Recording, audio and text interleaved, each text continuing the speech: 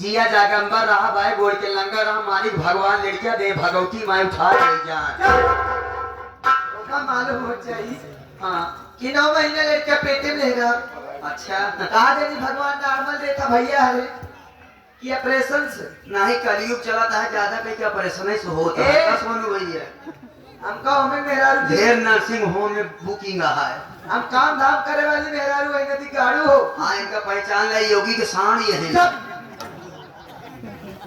हाँ योगी की साड़ तो करने जरा होती है ही। तो कैसे खेती बाड़ी वाला काम करते थे ए जोता थे का अब चारों कहती कौन महीने के लगोड़ी थी एक आटी सांड साथे ले रहा हुआ करना पीछे ठार हम लगा हुआ करना। साढ़े जमाने गए हाँ लेकिन क्या बताई छोटू हाँ ये बतावा अरे ये तेरी रात की हमका काहे अरे बाप रे बने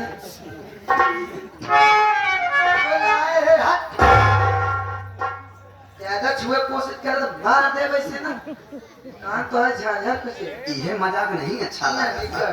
मजाक का बतावा मौसम बनाया ठंडी कपड़ा सफर उतार ही आगे। अच्छा आए तमान आया तो उससे सुंदर सुंदर मौसम उससे ठंडी करो तो से मौसिया ठंडी करोगे। अरे तमान आया मौसम ठंडा करे वाले का तू ही देखी अच्छा मौसम का हम सोचे मौसिया आया